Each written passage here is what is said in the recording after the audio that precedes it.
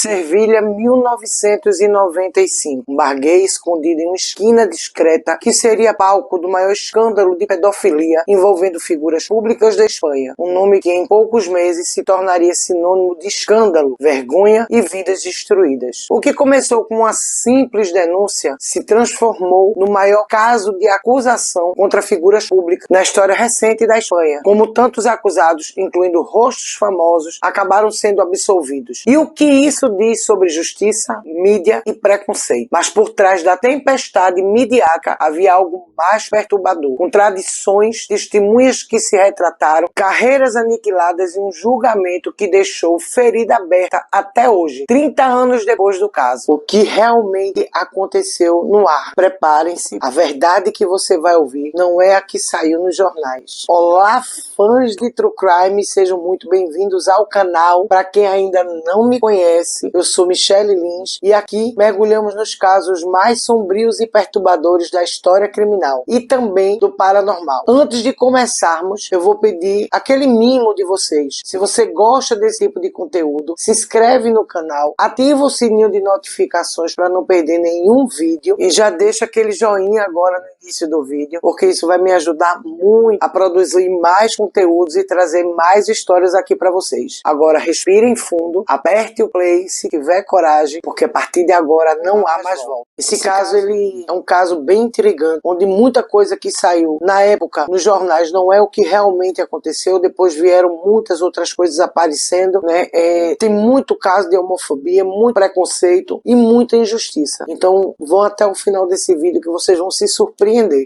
Nos anos 80, início dos 90, a epidemia de HIV/AIDS ainda estava muito presente no imaginário social. A imprensa e campanhas governamentais de saúde em muitos países associavam diretamente a doença à população gay masculina, reforçando a visão de que ser homossexual significava estar automaticamente ligado à promiscuidade ou perigo sanitário. Essa associação levou a uma estigmatização dupla, preconceito por orientação sexual e medo irracional do contágio. No contexto espanhol, recém-saído de uma ditadura que criminalizou comportamentos não heteronormativos, o HIV serviu como combustível para discursos moralistas e discriminatórios. A Espanha vivia pouco mais de 15 anos após o regime franquista. E esse regime, o franquismo, foi a ditadura fascista, liderada por Francisco Franco, que durou entre 1939 a 1975. Após a vitória na Guerra Civil Espanhola, Franco instaurou um regime autoritário caracterizado pela repressão política, censura, nacionalismo e forte influência na Igreja Católica. O franquismo teve profundas consequências na sociedade espanhola, incluindo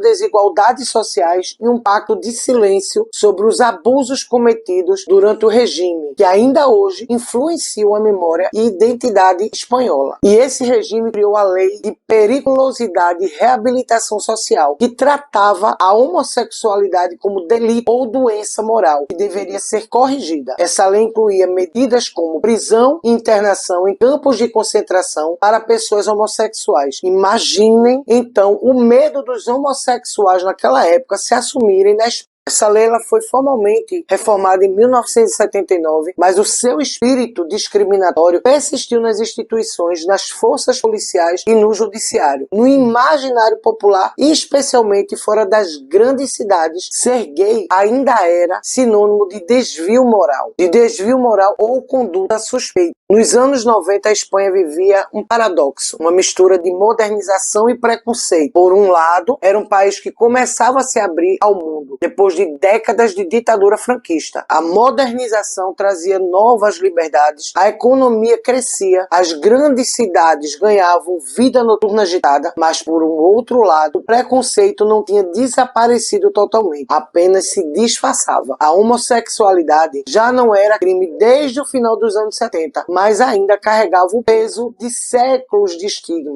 Os homossexuais ainda eram alvo de piadas, discriminação e, em casos como este, perseguição velada.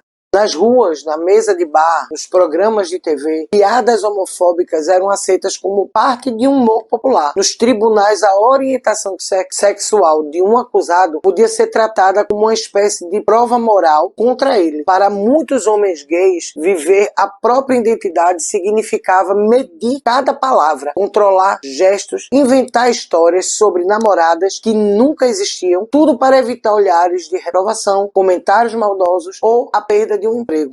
E foi nesse contexto que o pub Arne nasceu. Acho que se fala assim porque eu não sei falar espanhol, gente. Era um pequeno bar longe do glamour, escondido nas ruas da Alameda de Hércules, em Sevilha. E lá dentro a música abafava aquele mundo de preconceito lá fora. Ali eles podiam dançar, rir, paquerar e por algumas horas esquecer o julgamento constante. Era mais que um bar, era um refúgio, um espaço onde se podia existir sem precisar pedir desculpas. Mas para quem via de fora, especialmente para setores conservadores e para uma imprensa sempre em busca de escândalos, aquele lugar também era um alvo fácil, palco perfeito para projetar preconceitos, inventar histórias e reforçar a velha ideia de que ser gay era por si só motivo de suspeita. Era como se todos os gays, independentemente de classe social, fossem criminosos. E em fevereiro de 1995, em uma manhã fria em Sevilha, no prédio da delegacia de menores, um adolescente de apenas 16 anos, magro, inquieto, entra acompanhado por um responsável adulto. Seu nome, José Antônio Sanches Barriga. Ele senta diante de dois agentes e de um delegado e fala que sofreu abusos em um bar gay. O delegado se anima com o assunto porque sabe que é um caso midiático, um caso que vai explodir, e rapidamente ele liga o gravador. Um policial abre o bloco de anotações e faz perguntas diretas, sem rodeios. O que você tem para nos contar? E José Antônio fala de um lugar chamado Arne, um pub pequeno, com iluminação fraca e paredes escuras, localizado na Alameda de Hércules. Ele acusa os donos e frequentadores deste bar e de outros dois bares, o Valentino e o 27, de o induzirem a vender seu corpo. Agora, em todas as fontes confiáveis que eu pesquisei sobre esses casos, sobre esses três bares, não existe nada sobre esse Valentino, muito menos sobre esse 27. Caso vocês façam alguma pesquisa sobre o assunto e acham alguma coisa, me falem nos comentários aqui depois para que eu possa me atualizar.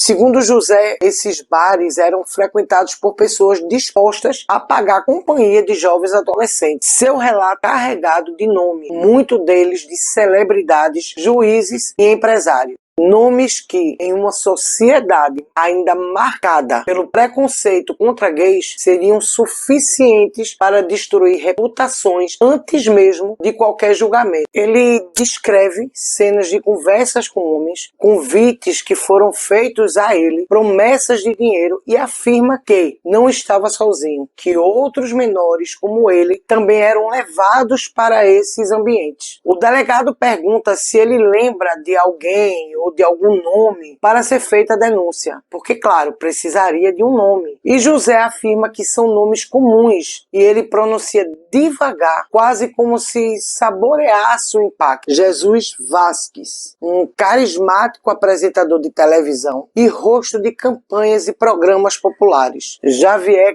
Gurruchaga, cantor e ator famoso, conhecido pelo estilo irreverente à frente da Orquestra Mondragón. Gente, os nomes aqui são bem... mas vocês vão estar me entendendo. Jorge Cadaval. Era metade de uma dupla de humor, Los Morancos, e era muito querido pelo público espanhol. Manuel Rico Lara, juiz de menores, de crianças, autoridade máxima na proteção de jovens na cidade, e Ramon Carranza. Ele era marquês de Soto Hermoso, nome respeitado da aristocracia espanhola. Ele deu só nomes importantes, gente. E ao final da lista, citada por José, o ambiente na sala do delegado estava carregado. Havia um suspense no ar e os agentes se entreolharam. Naquela Espanha ainda marcada por um preconceito profundo contra a comunidade gay, bastava que esses nomes estivessem escritos num boletim de ocorrência para que carreiras fossem destruídas antes mesmo de qualquer prova ser apresentada. O depoimento de José Antônio não ficaria restrito àquelas quatro paredes para uma investigação sigilosa. Muito pelo contrário. Em poucos dias o conteúdo começaria a vazar e Sevilha, até então tranquila, se transformaria no epicentro do maior escândalo midiático da década. A polícia monitorou o local, o Bar Arne, por 9 meses e não conseguiu determinar se menores entravam ou não no bar. Mesmo assim, sem provas nenhuma, o 13º Tribunal de Instituição de Sevilha iniciou um resumo conhecido como Caso Arne, onde até 59 homens foram investigados. Para muitos, o caso parecia a prova de um submundo secreto. Para outros, um espetáculo de preconceito travestido de investigações. Em questão de dias, a lista de acusados vazou para a imprensa, violando assim o direito à honra e causando indefesa nos acusados. As manchetes não falavam de provas, mas da sexualidade dos acusados. A população não queria saber quem estava certo ou não, se era verdade ou mentira. Eles queriam um assunto e pessoas para julgarem, e José deu esse assunto a eles. Os programas de TV exploravam o caso como se fosse um espetáculo. Do outro lado, manifestantes gritavam insultos homofóbicos na porta do tribunal, tipo maricones, que é maricas, que se mueram, eu queimaria todos, e muitos outros insultos. Mas em 1996, o dia em que as testemunhas começaram a depor no tribunal, marcou uma virada inesperada. As câmeras aguardavam do lado de fora e o que acontecia dentro da sala de audiência não era o que a imprensa esperava muito não. Quando o julgamento finalmente começou, o que parecia ser o caso sólido começou a se desfazer diante dos olhos de todos. As contradições se acumularam. Das dezenas de menores que haviam prestado depoimento, 13 se retrataram oficialmente diante do tribunal e retiraram suas acusações. A explicação: alguns admitiram que inventaram nomes para agradar investigadores, outros disseram que estavam exaustos e falaram qualquer coisa para encerrar os longos interrogatórios. Houve quem confessasse ter citado pessoas por sugestões de terceiros, sem nunca tê-las visto nos bares. Um dos jovens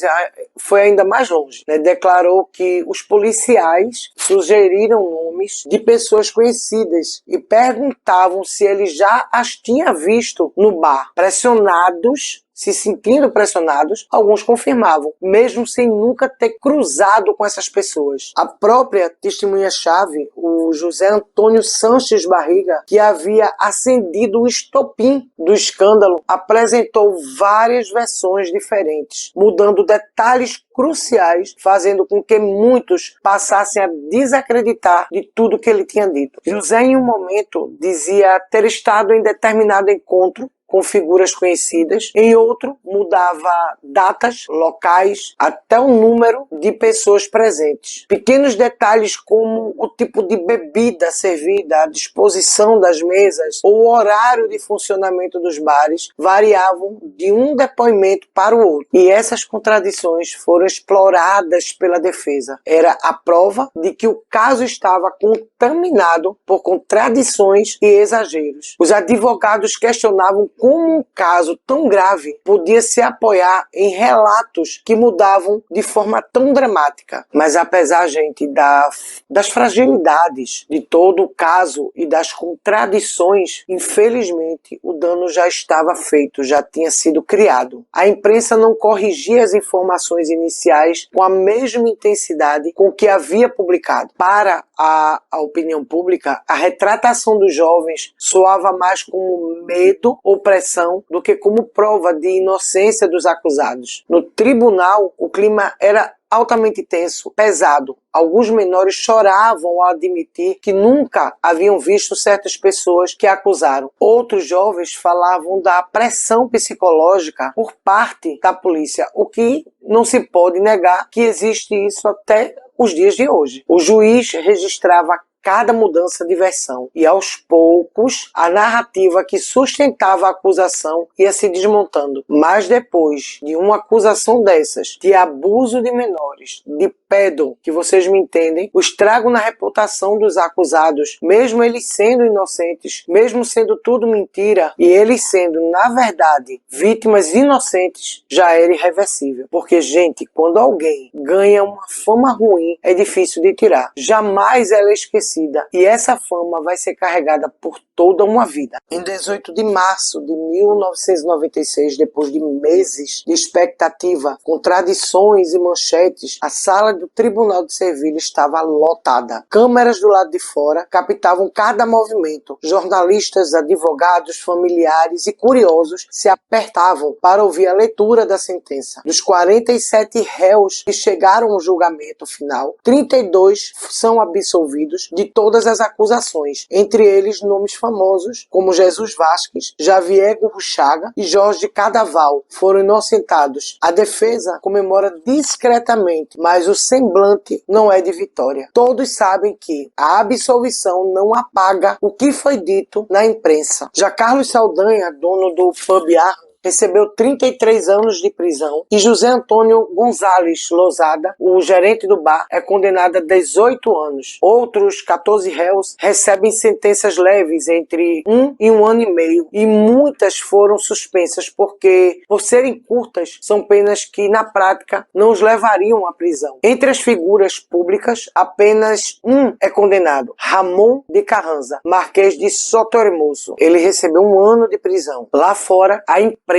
assim que foi informada, corre para anunciar os resultados, mas a manchete, o destaque que fica não é da absolvição de 32 inocentes, é a dos condenados, reforçando a sombra do escândalo. Para os absolvidos, a decisão judicial veio como um alívio, mas também como uma constatação amarga. A reputação deles não seria reconstruída, não seria mais a mesma. Naquele dia, a justiça havia falado, mas para a opinião pública, a sentença já havia sido dada muito antes e não havia recursos capazes de revertê-la. O caso Arne revelou muito mais do que uma investigação mal conduzida. Ela escancarou, sem filtros, a força da homofobia numa Espanha que ainda via os gays como suspeitos por natureza. Desde o primeiro dia, a orientação sexual dos acusados foi tratada como uma peça de evidência, como se ser homossexual fosse por si só um indício de culpa. E mesmo depois da absolvição, a sombra da acusação nunca deixou de perseguir os envolvidos. As manchetes exploravam insinuações e deixavam em segundo plano as provas ou a ausência delas, sempre martelando na culpa. Nos telejornais, repórteres falavam com tom de escândalo sobre a vida dupla de certos acusados, como se a intimidade deles fosse um crime. E quando as absolvições chegaram, já era tarde demais. Programas de TV haviam reincidido contratos, shows haviam sido cancelados, amizades e relacionamentos haviam sido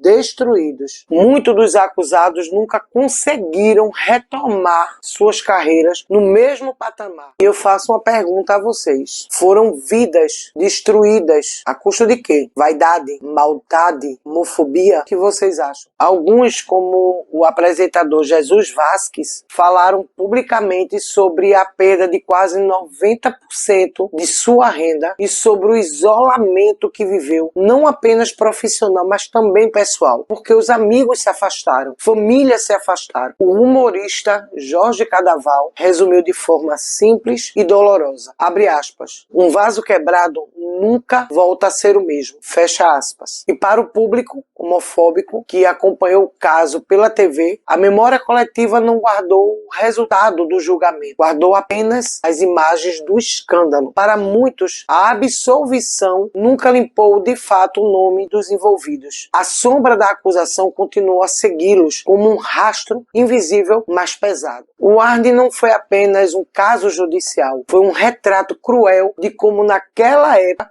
a sociedade, a mídia e até o próprio sistema de justiça podiam usar a sexualidade de alguém como arma. E isso, gente, infelizmente, ainda acontece nos dias de hoje. Quantos homens e mulheres gays são mortos, principalmente homens, só apenas por serem gays? Esse caso, ele é um lembrete de que quando o preconceito se mistura com a pressa e o sensacionalismo, a verdade, ela quase sempre é a primeira vítima. Quase 3 décadas depois, o documentário Arne, História de uma Infâmia, reacendeu um debate que muitos preferiam esquecer. Ficou claro que a maioria das pessoas ainda lembravam do escândalo, mas quase ninguém sabia que a maior parte dos acusados havia sido absolvida. E isso diz muito sobre como o preconceito funciona. No caso Arne, a homossexualidade de figuras públicas foi usada como combustível para um incêndio midiático. O simples fato de serem gays bastou para que na mente de muitos fossem culpados antes mesmo de qualquer prova. E essa é a essência da homofobia. Transformar a identidade de alguém em acusação. Transformar a vida privada em um argumento contra sua honra. É por isso que hoje a homofobia é crime em tantos países, inclusive na Espanha e em várias partes do mundo, porque a homofobia, o preconceito, ela destrói reputações, famílias e muitas vezes vidas inteiras. Não é apenas um preconceito individual, é um mecanismo social de exclusão e violência. O caso Arne não foi apenas um processo judicial, foi um espelho, um exemplo do que acontece quando